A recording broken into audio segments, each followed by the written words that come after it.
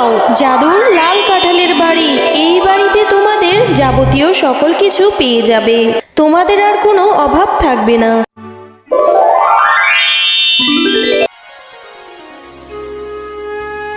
উফ বাবা, আমার তো অনেক ক্ষুধা লেগেছে।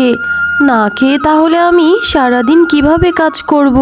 আর কাজ না করতে পারলে তো মেয়েটার জন্য খাবারও নিয়ে যেতে পারবো না। কি এই গাছে তো একটা কাঁঠাল ধরে আছে, তাও তো আবার কাঁচা কাঁঠাল। পাকা কাঁঠাল যদি হতো তাহলে কাঁঠালটা খেতে পারতাম। কাঁঠালটা উপর দিয়ে দেখতে কাঁচা দেখা গেলেও ভিতরে কিন্তু তুমি ঠিকই পাকা পাবে। আর কাঁঠালটা তো তুমি পেরে খেতে পারো শিয়ালিনী। কি গাছ, তুমি দেখি কথা বলতে পারো? তাহলে তুমি সাধারণ কোনো গাছ না, তুমি একটা জাদুর গাছ, তাই না? আচ্ছা ঠিক আছে, আমি বরং তোমার গাছ থেকে কাঁঠালটা পেরে খাচ্ছি। এরপর শেফা শিয়ালিনী গাছ থেকে কাঁঠালটি পেরে খায়। গাছ, তোমাকে অনেক ধন্যবাদ আমাকে তোমার ফল খাইয়ে ক্ষুধা নিবারণ করার জন্য। এখন আমার মেয়েটার জন্য যদি কিছু খাবার নিয়ে যেতে পারতাম তাহলে অনেক ভালো হতো। কি, এখানে খাবার কিভাবে আসলো গাছ? তুমি আমাকে খাবার দিলে গাছ?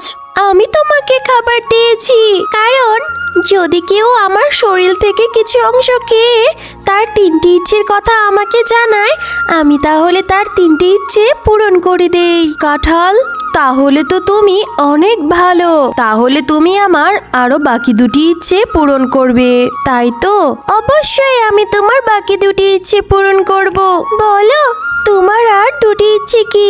কাঁঠাল, তুমি আমার সঙ্গে যাবে আর আমার বাড়িতে আমার মেয়ের সঙ্গে থাকবে, কারণ আমার মেয়ে বাড়িতে একা একা থাকতে অনেক ভয় পায়। তুমি যদি সাথে থাকো তাহলে আমি সন্ধ্যা পর্যন্ত অন্যদের বাড়িতে কাজ করতে পারবো।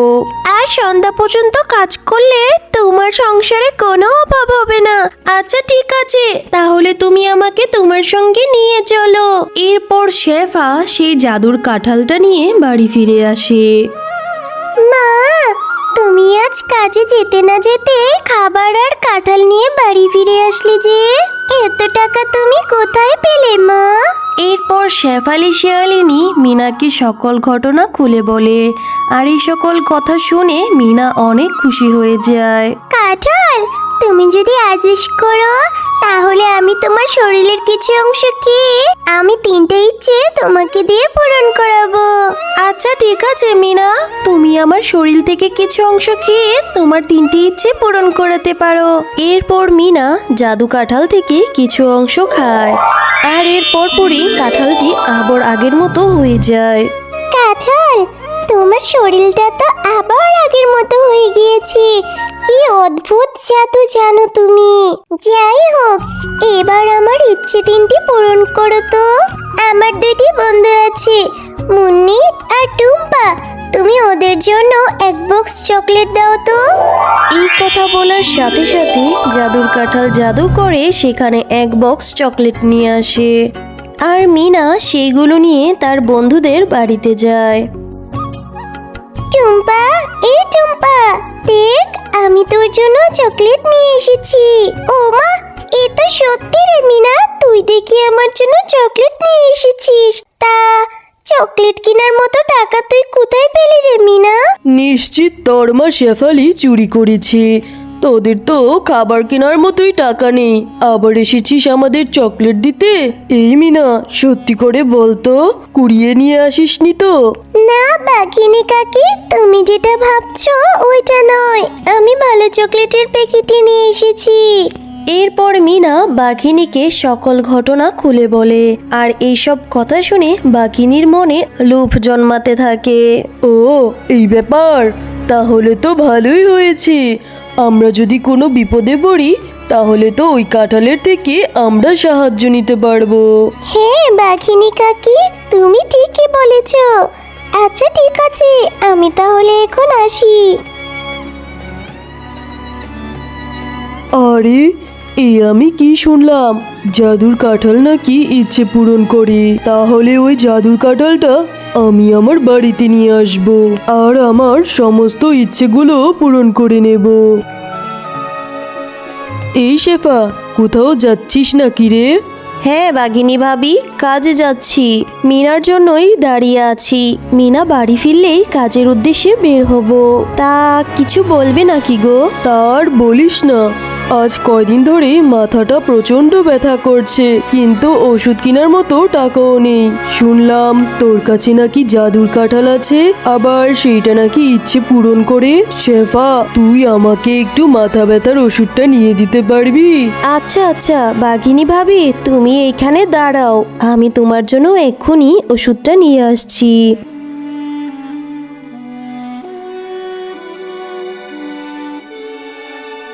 একি বাঘিনী কাকি, তুমি এভাবে ঘরের দিকে উকি মারছো কেন? আরে মিনা, তোর মা আমার জন্য কাঁঠালের কাছ থেকে ওষুধ আনতে গেছে, সেটাই দেখছি। এই নাও বাঘিনী ভাবি তোমার ওষুধ। মা মিনা, তুই কাঁঠালের সাথে খেলা কর, আমি তাহলে কাজে গেলাম। এই কথা বলে শেফালি কাজের উদ্দেশ্যে বাড়ি থেকে বের হয়। মা মিনা, আমি একটু টুম্পার নানা বাড়িতে যাচ্ছি, তুই একটু টুম্পাকে ডেকে নিয়ে আস তো। আমার খুব মাথা ব্যথা করছে, তাই আর বাড়িতে যেতে ইচ্ছে করছে না। আচ্ছা ঠিক আছে কাকি, আমি এক্ষুনি যাচ্ছি। এই কথা বলে মিনা টুম্পাকে ডাকতে যায়। আর এই সুযোগেই বাঘিনী মিনাদের ঘরে ঢুকে কাঁঠাল থেকে কিছু অংশ খেয়ে কাঁঠালটা নিয়ে বেরিয়ে যায়। কাঁঠাল, তুই এখানেই থাক, আমি আগে মিনাকে আমার বাড়ি থেকে বের করে নেই, তারপরে না হয় তোকে বাড়ির ভিতরে নিয়ে যাব। এই মিনা, আমার মাথা ব্যথা সেরে গিয়েছে, তাই আমি এখন আর টুম্পার নানি বাড়িতে যাব না, তুই এখন বাড়িতে ফিরে যা। এরপর মিনা তার বাড়ি ফিরে যায়।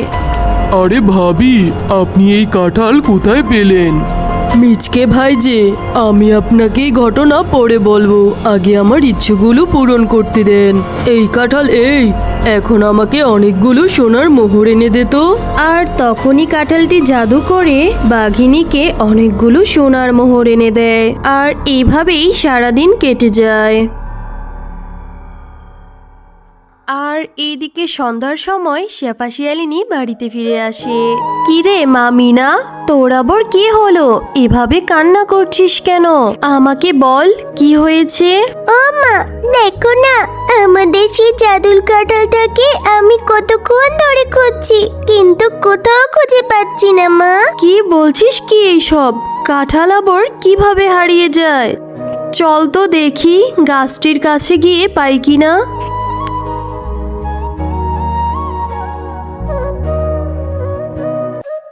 জাদুর গাছ, তোমার কাছে কি তোমার জাদুর কাঁঠালটা ফিরে এসেছে? কই, আমার কাছে তো আসেনি, আর আসলে তো দেখতেই পাবে। তাহলে কোথায় গেল? আমি তো কিছুই বুঝতে পারছি না। ওই কাঁঠাল একা কোথাও যেতে পারবে না, নিশ্চয়ই ওকে কেউ নিয়ে গিয়েছে।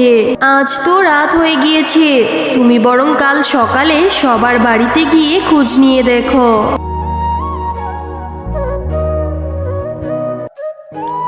আর এইদিকে বাঘিনী জাদু কাঁঠালের সাহায্যে অনেক সোনা দানা হিরে মোহর নিয়ে নেয়। এই জাদু কাঁঠাল, এবার আমাকে বিশাল বড় একটা বাড়ি করে দে তো। শয়তান বাঘিনী, তোর ইচ্ছে পূরণ হয়েছে। আমি তোকে তোর 3টি ইচ্ছে পূরণ করেছি, আর কোনো ইচ্ছে তোর আমি পূরণ করতে পারবো না। কিন্তু তুই তো শেফার 3টারও বেশি ইচ্ছে পূরণ করেছিস, তাহলে আমার ইচ্ছে পূরণ করছিস না কেন? শেফা শিয়ালিনী অনেক ভালো, তাই আমি ওর আরো ইচ্ছে পূরণ করব। কিন্তু তুই অনেক খারাপ, লোভী বাঘিনী। তুই আমাকে চুরি করে নিয়ে এসেছিস তোর ইচ্ছে পূরণ করার জন্য। তোর লোভের শাস্তি তুই এখন পাবি। আমি যা যা দিয়েছি সব এখন ফিরিয়ে নিলাম, আর এই নে, এবার মজা বোঝ। ওরে বাবারে, ওরে মারে, আমি তো মরে গেলাম। এই কাঁঠাল, আমাকে ছেড়ে দে, আমি আর কখনো লোভ করব না। কাঁঠাল, তুমি এইখানে?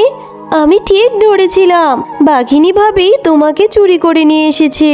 ছি ছি বাঘিনী ভাবি, তোমার এত লোভ, শেষে কিনা তুমি আমার বাড়ি থেকে আমার কাঁঠাল চুরি করে আনলে। চলো কাঁঠাল, আমরা বরং বাড়িতে ফিরে যাই। এরপর শেফালি জাদুর কাঁঠালটা নিয়ে তার বাড়িতে ফিরে আসে। হ্যালো বন্ধুরা, গল্পটি ভালো লেগে থাকলে চ্যানেলটি সাবস্ক্রাইব করে দিবেন এবং পাশে থাকা বেল আইকনে প্রেস করে আমার পাশেই থাকবেন। ধন্যবাদ।